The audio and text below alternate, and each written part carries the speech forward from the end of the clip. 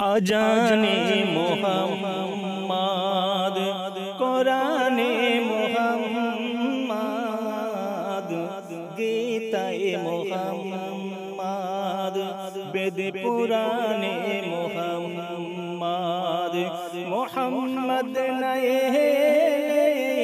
কিছু সৃষ্টি হতো না।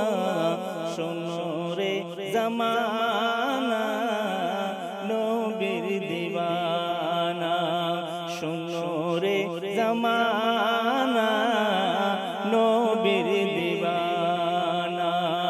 নবী ছাড়া ইবাদত কবুল হবে না।